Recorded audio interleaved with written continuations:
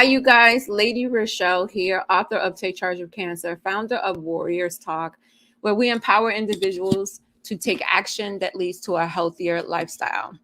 This is your 31 facts in 31 days in recognition of Breast Cancer Awareness Month. And this is day 31. You made it. We made it. I'm so excited. Now, I just want you to know that breast cancer awareness does not stop because it's October 31st, right?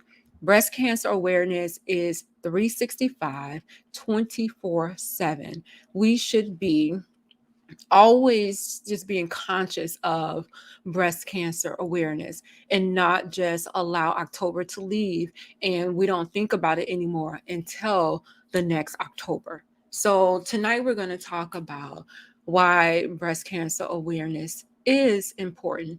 And I'm hoping that these past 30 days that you have learned some knowledge, gained some knowledge, and you're able to come out of October a little bit knowledgeable as it relates to breast cancer awareness. So again, this is day 31, the importance of breast cancer awareness. So do me a favor, like, share the show, invite somebody else in on the show so that they can get this valuable information. I guarantee you that someone needs this information. So we're going to talk about the importance of breast cancer awareness, and then I'm going to go over the information, the 31 facts that we talked about for the last 30 days. So let's talk about the importance of breast cancer awareness. So the first thing that you need to know about the importance of breast cancer awareness is that it educates yourself. Like, you get educated from all of the events that's going on everywhere. You should be able to gain some knowledge, right? So educate yourself when it comes to breast cancer awareness. The way that you do that is by talking to your doctor. Get some information from your doctor as it relates to breast cancer awareness, especially as it relates to you, right? You can get that information from your doctor. There are some different, and I like for you to get accurate information. So that's why I'm saying talk to your doctor, because you will be able to get accurate information, or you can go to these different websites where you can go and get accurate information. So you can go to the American Cancer Society, and the website is cancer.org, or the National Cancer Institute. The website is cancer.gov, or the WHO, which is the World Health Organization, and that website is who.int. These are some websites that have accurate information where you can go and get the facts, right? Because we want to make sure that the knowledge that we are adding to our knowledge tool belt, it's accurate and it's factual, right? So make sure that you are going to these websites where you can get this information, and again, you can educate yourself. Another way to educate yourself is to talk to survivors. Talk to people who have been through this already, and they can share with you some of the facts as well as their experience that they have been through as it relates to breast cancer and cancer as a whole. So educate yourself by talking to survivors, and you are talking to somebody firsthand who has been through this horrific um, ordeal, and you want to know how they're doing on the opposite side of treatment. So talk to some survivors. You can also educate yourself by getting your family history. And I keep pushing this, but it's important. It's important to know what's in your family, right? So talk to some people in your family, find out what's going on in your family. Don't just live all willy-nilly, not knowing what your history is as it relates to cancer. You may not have a history of cancer in your family, and that's great. That just means that you have an average risk of cancer, which is the 1 in 2 males and the 1 in 3 females will be diagnosed with cancer in their lifetime, right? So at least you will know what's going on in your family. And I always talk about genetic testing, right? This is something that you need to know. Getting that genetic testing done can let you know what's going on in your family. So educate yourself about that. Another way is to educate others, right? Not just you, but you want the people around you to be educated about cancer awareness, right? I know it's Breast Cancer Awareness Month, but cancer awareness, you want the other people around you so that you all can live healthy, long lives. So whatever information that you learn, share that information with somebody else so that they can, gain that knowledge as well. Don't just keep that information to yourself. If you're a survivor, then you want to share your testimony. That's a way of educating other people. Share what you have been through, right? You can make a post on social media. Go to those websites that I just recommended and get the information off there and make a post. Just always cite your sources so people know where you got the information from and that the information is factual. You can make a post just making people aware of the different facts about breast cancer or cancer as a whole.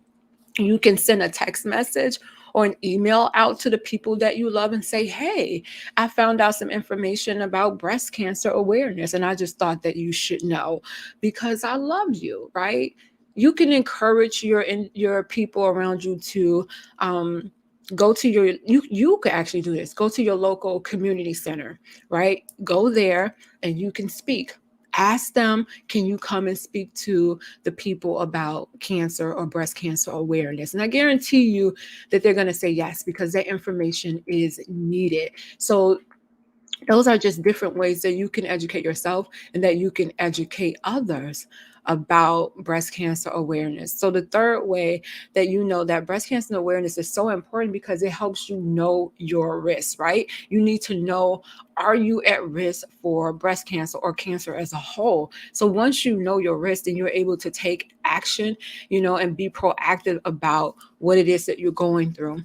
I always like to use Angelina Jolie, who we know as an actress, who was diagnosed with the BRCA1 gene. So her mother passed away at the age of 56 from breast cancer, and her grandmother also passed away from breast cancer, and her aunt passed away from breast cancer. So she ended up taking the genetic testing and found out that she tested positive for the BRCA1 gene, which told her that she had an 87% chance of getting breast cancer and a 56% chance of getting ovarian cancer. So she was proactive about her health, and she did a double mastectomy with reconstructive surgery, and she also removed her fallopian tubes and her ovaries. So that was her way of decreasing her risk significantly, because she found out that she was at risk. She had an increased risk for breast cancer. So once you know your risk, then you're able to do something about it. Now, I know that there are some risks that you can change and there are some risks that you cannot change, right? So you just need to be aware of what you can and cannot change. So if you are a woman, then you can't change the fact that you're a woman. You cannot change the fact that you're a woman, right? So being a woman and getting older, those are two main risk factors that you excuse me, that you cannot control. Excuse me. So also you can't control your family history. You can't control that somebody else, in your family had cancer. That's nothing you can do about it. Just like you can't control the genetic gene mutation. There's nothing you can do about that. You cannot control that you have dense breasts. And I explained that dense breast looks like cotton on a mammogram, and then the cancer looks kind of similar. So when they do the mammogram, they can't really see if it's cancer or not because it kind of looks the same. So you can't control that you have dense breasts, but if you have dense breasts, then you should be getting something other than a mammogram, maybe an MRI mammogram, so that they can really, decipher what's what on that mammogram. So that's just something that you can do to control, right? So you can control it by saying, hey, I know I have dense breasts. So can I do this mammogram versus the regular mammogram because of my dense breasts? That's just something that you can control. So we talked about the stuff that you cannot control, and let's talk about the stuff that you can. All right. So the dense breast one, you can't control that you have dense breasts, but you can control them giving you a different type of mammogram so that they'll be able to read it and be able to decipher cancer from the dense breast. So let's talk about the risk factors that you can control. You can control your weight. Now, this weight thing is it's a big thing. It really is. But it's one of the factors that lead to many diseases like diabetes, heart disease, high blood pressure. Like it's in there with all of those different diseases, right? So if you can control your weight, then you can control or decrease your risk of getting some of these diseases. So you just have to know what your weight class is, and then you work on that, right? Exercising. We know that according to the American Heart Association, we should be getting 150 minutes of exercise or 75 minutes of vigorous aerobic exercise, right? So you should be doing that, in the week. And then also healthier food choices, uh, alcohol consumption. These are things that you can control. Smoking, even being stressed or having anxiety. These are things that we can control that will help decrease our risk of certain diseases such as cancer. Now, it doesn't eliminate your risk, it doesn't take it away altogether, but it does help decrease that risk. So, another factor as it relates to the importance of breast cancer awareness is you need to schedule your mammogram. This, especially in the month of October. I mean, you should be scheduling it all year round. In this month of October, it should be like a light bulb that goes off and be like, ding, gotta schedule my mammogram, right? So, schedule your mammogram, talk to your doctor, even if you know you have a family history of breast cancer, then you still should be scheduling your mammogram 10 years prior to the age of diagnosis of that person in your family. So you should be talking to your doctor about that. Schedule your mammogram, get in there, get that baseline mammogram. So when you're going back for the other years after that, they know and they have something to compare it to. Don't allow the horror stories to deter you from going to get that mammogram, okay? Their story may not be your story. So being uncomfortable for 15 to 20 minutes or taking chemo, radiation, or surgery, or having a chance of that cancer coming back and having that thought in the back of your mind for the rest of your life. So go in there and get that mammogram for 20 minutes and get a peace of mind, right? Get a peace of mind. That's something that we should be doing. So encourage not only yourself, but encourage the other women in your life that you love to go and get the mammogram, right? So according to the American Cancer Society, women 40 years or older should be getting mammograms every single year. Now, if you're younger, and you have a history again 10 years prior, or if you have a family history or a genetic mutation, then you can get in there as early as 25. But you can advocate for yourself to get in there faster if you know that you're having issues with your breast and you want to get a peace of mind. They may tell you, no, you're too young, it may be all in your head, you don't need to get a mammogram, you don't need to be worried about this because you're so young. But I'm telling you, young women get it too, and it's more aggressive, and a lot of them are dying. It's contributing to that high mortality rate that we have, especially with African American women. So it just lets us know that we need to continue to get the word out. We need to go even harder, because we need to let the younger ones know that it affects them as well, even though they're not 40, that they're still at risk. So those are the 4 important things that you need to know about getting the breast cancer awareness. It's not just for the month of October, excuse me, but it's year round, right?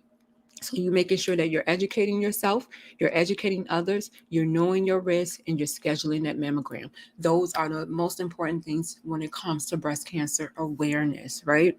So I've been giving you 31 facts in 31 days in recognition of Breast Cancer Awareness Month for the entire month of October, for this entire month, right? So I'm going to just do a quick review of the different facts that I did go over for this month, just in case you missed it. Excuse me. I was outside with the kids today. I'm doing a lot of running, so I still got to chill or me from being out there walking. So let's talk about day 1. So again, I gave you 31 facts in 31 days, and this is day 31. So the first fact that I gave you on October the 1st was get the facts. Get the facts. How important is that for you to get the facts as it relates to breast cancer awareness? You want to make sure, again, that you're getting the accurate information, and you go to those websites that I gave you, the cancer.org and the cancer.gov, and then the WHO.int, which is the World Health Organization. Go to those sites and get the facts, right? Because there's so much information out here on the internet, and everything may not be correct. So you want to make sure you're getting the right information, or talk to your doctor. But when in doubt, go on there and get those facts. So on day 2, we talked about think before you pink, right? You want to make sure that you are, when you are purchasing products that has that pink label slapped on it, that you are making sure that your money is going towards either research, or is helping some type of breast cancer individuals. Find out what type of percentage is going there, and you can find out that information just by going to the website, because we do know organizations that slap that ribbon on there. It doesn't mean that the product is healthy. It doesn't mean that a large percentage is going to cancer organizations. And then after October is over, that pink item may be still sitting out there. And they do have, sometimes they have like a contribution cut off, or they have a date to where they cut it off. And you could be buying the product, but it doesn't mean that it's helping breast cancer awareness or contributing to research or anything like that. So when in doubt, research, go to the website and find out what's going on. All right, so that was day 2. Day 3 is who's at risk, right? You want to know, are you at risk? Now, I just got done talking about that a few minutes ago. So you want to know if you are at risk for breast cancer. And the way that you do that is, number 1, talking to your family. 2, talking to your doctor to get a plan in place, or talking to your doctor about genetic counseling, which will lead to the genetic testing if you need it. So those are some things that you can do: controlling your weight, your diet, what you put in your mouth, your lifestyle, whether you're stressed, whether you have anxiety, right? Those are some things that you can control. So find out if you're at risk, and then be proactive about it. Day 4, we talked about the importance of your support system. In this, baby, this one is so important. It's crucial to your survival. If you're diagnosed with any type of cancer, I will encourage you to get a support system in place, and make sure that these are people that you trust to speak for you, to advocate for you, and to push you when you are at your lowest, right? So this is so important. Again, it's crucial. It's crucial to your mental health, and it's crucial to your physical health when you're going through to get the right team in place. So on day 5, we talked about dealing with a life-altering illness, and cancer alters everything about your life. And so you need to know how to deal with it, right? And the first thing that I say is to get help. You're getting help for the physical, for the cancer, right? You need to get help for your mental, because your mind is going to be going through some things. And the one thing you don't want to do is to be done with treatment to get through cancer, and then you're having the residue from it mentally. So make sure that when you're treating the cancer, that you're treating your mind mentally as well. Don't be afraid to seek help. On day 6, we talked about how important is family history in your breast cancer risk. So we just got done talking about that. So your family history is very important. We know that according to statistics, 85% of women diagnosed with breast cancer do not have a family history of breast cancer. There's only 15% that has that hereditary link, that has that gene mutation, right? That tests positive for that BRCA1 or BRCA2 gene, right? So although you may not have breast cancer in your family, you still are at risk, right? Again, that average risk, that 1 in 2 males, 1 in 3 females. And for women, it's 1 in 8 women will be diagnosed with breast cancer in their lifetime. So talk to the people in your family and find out what's going on in your family, so that you can make proactive choices with that information, whatever it may be. Day 7, we talked about what not to say to somebody who's fighting cancer, because people say the darndest things, right? So one of the things that you don't want to say to someone who's fighting cancer is, you got the good type of cancer. No cancer is the good type of cancer. And I know they mean well. They don't mean it in a bad way. It's just probably what they heard. So they might be repeating what they heard from somebody else.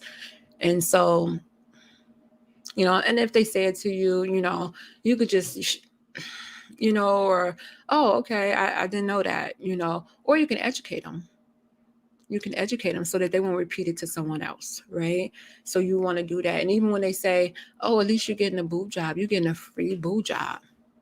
Reconstructive surgery and getting a boob job are not the same thing. I'm sorry. It's not the same thing. So, and again, you want to educate them on that. So, if you're a person that you don't have cancer, but you know people who do, think before you even say anything to them. And if it doesn't feel right in your gut, don't say it. Just don't say it. Buy a card, let the card say it for you. Day 8, we talked about clinical trials. What's in it for me?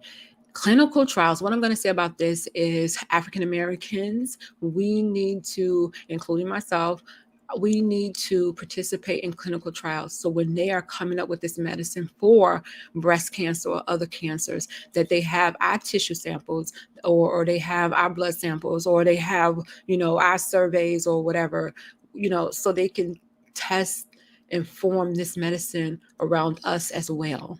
It's being done on Caucasian people. And when this stuff is being put in our bodies, it's not working for us as well as it should. So we need to be more proactive when it comes to clinical trials. And I know we have this trust issue. We have this trust issue when it comes, and I get it. I totally get it. But get the information, get the facts, do the research, so that you can make an informed decision. And if they're not using or creating medicine or treatments that caters to us, then that mortality rate is going to continue to rise. So on day 9, we talked about what are your chances of being diagnosed with cancer, right? Why would you even be thinking about you getting a cancer diagnosis? So if you don't have a family history, then you just have that average risk as it relates to getting cancer. But if you have a family history, then again, your risk goes up higher than the average person. So in order for you to know what your chances are, then you need to gain the information as it relates to cancer. It seems like it's redundant. Family history, genetic testing. Those are 2 important things that you need to know, because your family history is going to tell you if you need to get that genetic testing. It's going to tell you what your chances are of getting that cancer diagnosis, right? Again, if you're a woman and if you're aging, then you know that your chances of getting breast cancer is higher. It's higher. And we know, day 10, we talked about men get breast cancer too, right? So they do. According to statistics, 2,650 men are estimated to be diagnosed with breast cancer this year. And out of that, 530 will die. We do know that African American men who are diagnosed with breast cancer have a higher mortality rate, right? And breast cancer is diagnosed more in African American men. Their recovery is not the best. And it seems like that's what's going on with the African American women, right? So men do get breast cancer, not at an alarming rate like the 1 in 8. The men, for them, their lifetime risk is 1 in 833. Now that's really spaced out. And I wish it was like that for breast cancer, but it's 1 in 8. Back in the 70s, it was 1 in 11. So, and now it's 1 in 8. So men, you should be also checking your pectoral areas to make sure that there are no lumps in that area. And also knowing your family history too.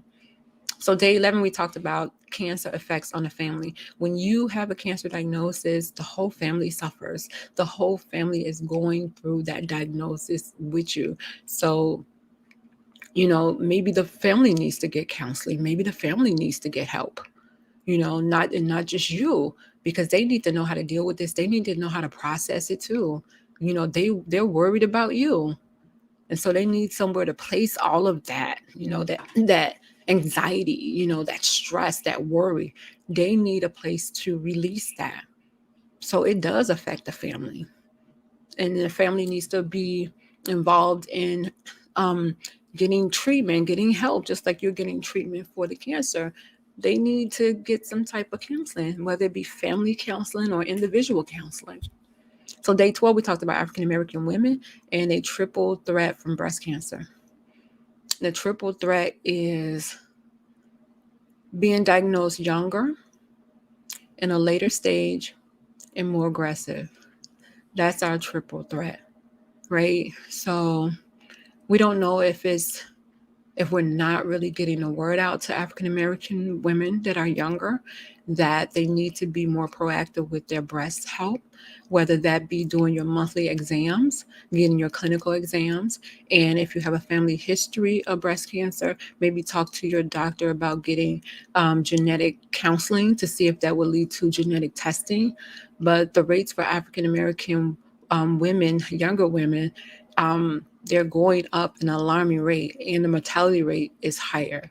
So we have to make sure that we're getting a message out to our younger women that they need to be pushing and advocating for themselves if they feel like something is wrong, and don't allow the doctors to push them off because they're younger, right? Because sometimes when you're younger, nah, it's okay. You're all right. Don't worry about it. You should be worried about that. I doubt it if it's breast cancer.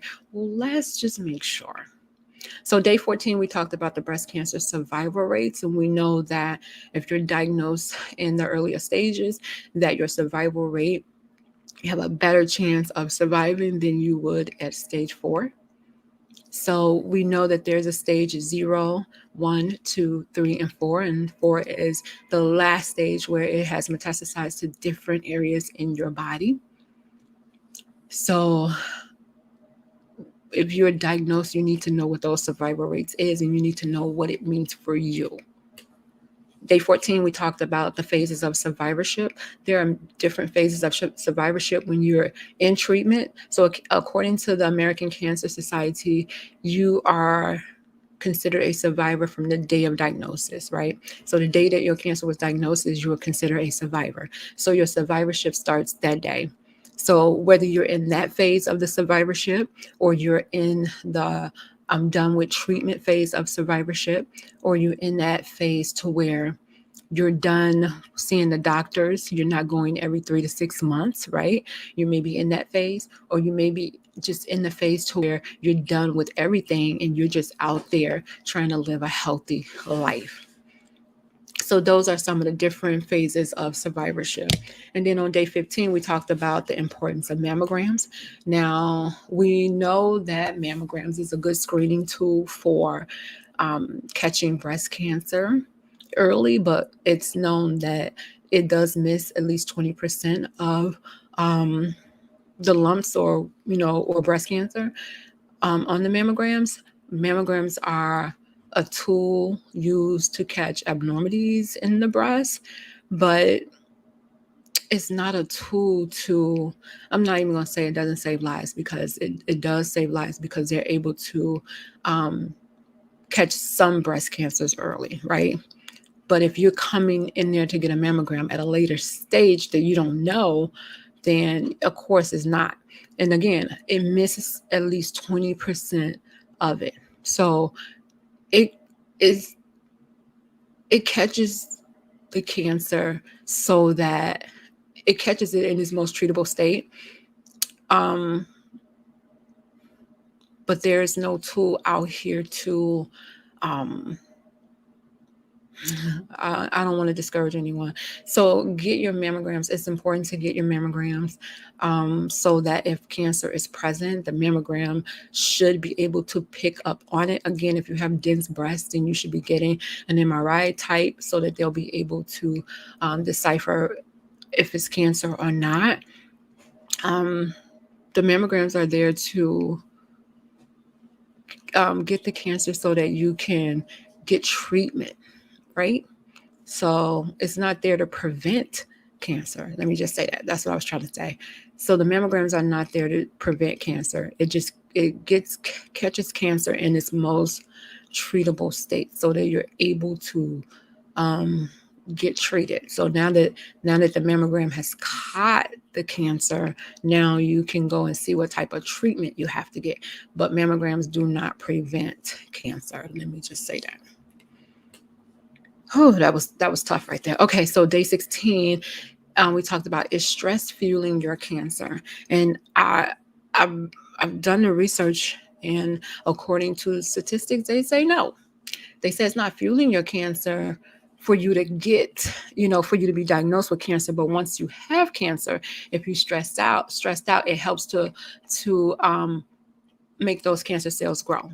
But they're saying that there's no link to stress and a cancer diagnosis. But after you have been diagnosed, if you're stressed out, it does help to increase those cancer cells. So if you're a person that does not handle stress well, find a way to cope, find some coping mechanisms that you can do.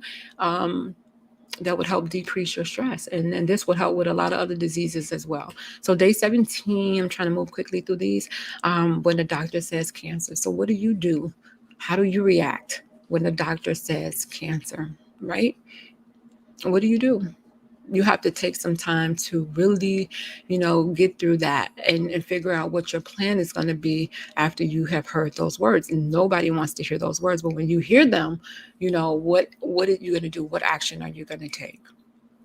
Day 18, we talked about breast cancer myths and facts, and there's so many out there. The one we mentioned before is, if I don't have a family history of breast cancer, that means I don't have to worry about breast cancer. But I mentioned that 85% of women who are diagnosed with breast cancer do not have a family history of breast cancer. And then the other one would be that mammograms, they catch cancer. Mammograms prevent cancer. They don't. They just catch it early when you're able to get treatment, right? They catch it early so that you can get treatment.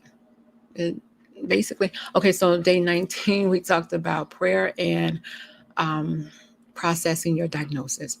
So when you get a diagnosis, the first thing you need to do is pray, right? You need to pray. You need to go to your Heavenly Father, and you need to ask Him for guidance in what direction, because you're not going to be able to do it by yourself. You need to process that diagnosis before you could say anything else to anybody else. You need to process what it is that you just heard from the doctor and how you're going to move forward, what plan of action you're going to take. On day 20, we talked about doing your research and getting your facts. So once you have got that diagnosis, you have accepted the diagnosis. And I know people say, oh, accept it. Why am I going to accept that diagnosis? I'm not going to accept it. I'm not going to claim it. But accepting the diagnosis is not accepting defeat. It's just you have identified who that enemy is, and then it gives you a chance to get your weapons of mass destruction together so that you can attack the enemy, which is the cancer. So then at that point, you would be doing your research to figure out what you need to do and getting the facts about your cancer. And I don't want to say your cancer or about the cancer. So day 21, we talked about lifestyle changes after cancer, because you cannot live your life the same. Once you have had it, you need to make some changes, whether it be in your diet, whether it be in your exercise. And I'm hoping you're not smoking and drinking or stressing. Those are some things that you can control, but your life should be changing after that. Day 22, we talked about day 22. I did not do a show because I was working on my annual gala. But day 20, the tip would be to stay on top of your screenings, right? So whatever the screenings is, the milestones is for whatever age that you are, you need to make sure that you're staying on top of those screenings. But the screenings are put in place so that they can catch things early. So if something is going on, they can catch it, right? If it's diabetes and you are pre-diabetic, they see the numbers and they say, okay, you're pre-diabetic, but if you do this, then it should bring your numbers down, and then you should not have to worry about, being a diabetic and being on medicine or anything like that. So your screenings, will help your doctor to make some decisions about you moving forward, but you have to get in there to get those screenings done so that they can stay on top of your health. If they see anything, they will catch it in its most treatable state. So day 23, we talked about, this was one of those days when I was doing the gala.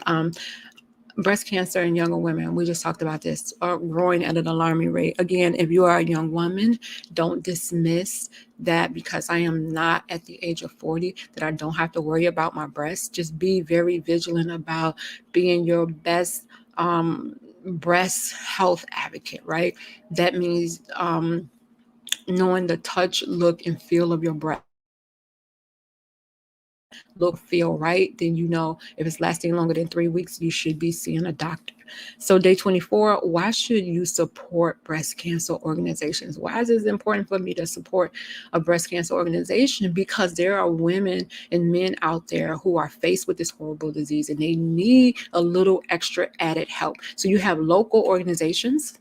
This is what this was about, local organizations. You have your local organizations out there who are having these fundraisers, collecting money, asking you for money, asking you to attend the events so that they can bless individuals who are suffering. So look into some of the local organizations in your area and find out how you can support them or volunteer. Day 25, we talked about seeking counseling when dealing with a cancer diagnosis. This is so important, and I spoke on this already. When you're healing the physical, you need to be healing the mental. There needs to be a balance, right? You can't heal one without healing the other. And in order for you to be balanced, for you to be whole, you need to address them both, right? All right, day 26, we talked about Take Charge of Cancer, which is also the title of my new book being released tomorrow, November 1st. Oh my God. So, in order to take charge of cancer, let me see if I can remember these. It's 10 tips. See if I can remember. So the first tip is to pray. The second tip is to process the diagnosis. The third tip is to accept the diagnosis.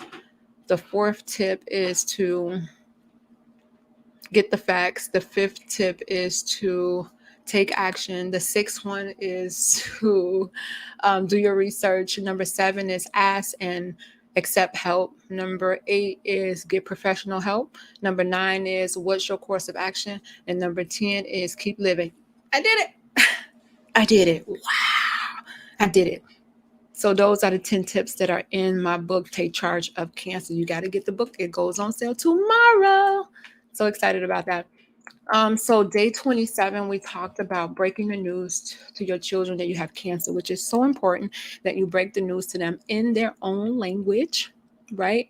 In their own language, at a time where it's not rushed, where you have support when you are telling them. And again, you don't have to give all the information all at one time. You can decipher how much you want to give them at a time, but they need to know. Do not leave them out of it. Allow them to take that journey with you. Now, I could not fit all of them on here, so I'm going to read the rest of them. So on day 28, we talked about sexual intimacy during it after cancer treatment, and it's important for you and your spouse or your partner to talk about some expected changes that will take place, during and after treatment. One of them was, we talked about chemo, how that you should not be having sex or anal or intercourse. You shouldn't be having it at least 48 to 72 hours after you have had, I think it was 24 to 48 hours, I think, after you have had the chemo. Right. So talk to your doctor about that to see, because it could cause issues for your spouse. So that's something that you should look into. So that was just one of them. Day 29, we talked about coping with the fear when faced with cancer. That in itself, when you're coping with that fear, you can't do it by yourself. Go back to getting that help, right? Go back to get that help. Put a plan in place to figure out how you're going to deal with the stress and the fear when it comes, so that you're not panicking, right? You're not freaking out. So you get a head start on that. Day 30, we talked about, which was yesterday, survivors supporting survivors and how important that is. And I sent a shout out to Don Woodring Mosley, who has been very instrumental to helping me give gifts to my survivors. You know, there are people out there that may be in the background that's not trying to be in the limelight, that help and support and donate because they just have a passion and they love, you know, supporting and helping the survivors. They know how important and crucial it is to have that support. So, you know, if you're a survivor, you should be supporting other survivors, right? And so, day 31, here we are, the importance of breast cancer awareness. Again, we talked about educating yourself, educating others, knowing your risk, and getting the mammogram. Bam. There are your 31 facts in 31 days in recognition of Breast Cancer Awareness Month. Oh my God. Oh my gosh. Oh my gosh. Oh my gosh. We did it. We did it. Thank you so much for just hanging in with me, whether you was on here live or you was kind and you rewind or you shared it out. I appreciate it all, right? Hasn't been easy, you know, hasn't been easy. So I'm grateful because I've learned some stuff as I was doing this, and it's all about increasing your knowledge base and adding to your knowledge tool belt so that we can not only be aware, but we can move from awareness and go towards action. And that's what it's about. The key is in action, right? You can be aware all day long and don't do anything with the information, but as soon as you take action is the key. So awareness plus action is what you want to do. Oh, you guys, oh my God. So again, my book is coming out tomorrow, November the 1st. I'm so excited about that. Take Charge of Cancer, Empowering the Warrior Within, where I give 10 tips on how to take charge of cancer. And the book is for individuals who are newly diagnosed with cancer. And they have questions, and you know, they just need some information to help calm their fears and answer some questions. And this book is exactly for you. Join me Monday. Tomorrow is Relationship Monday. Rosal and I will be talking about a hot relationship topic. So join me at 6 p.m. on Intellectual Radio. I'm there every Monday at 6 p.m. We have Relationship Monday for the first Monday, Testimonial Monday for the second Monday, Health and Wellness Monday for the third, and then Money Making Monday for the fourth Monday. So a little bit for everybody to get in on, right? Oh, okay. Thank you so much for tuning in for the 31 days, 31 facts in recognition of Breast Cancer Awareness Month. This is author of Take Charge of Cancer, the founder of Warriors Talk, where we empower individuals into action for a healthier lifestyle. Remember, cancer is not a death sentence, it's an awakening to live your best life.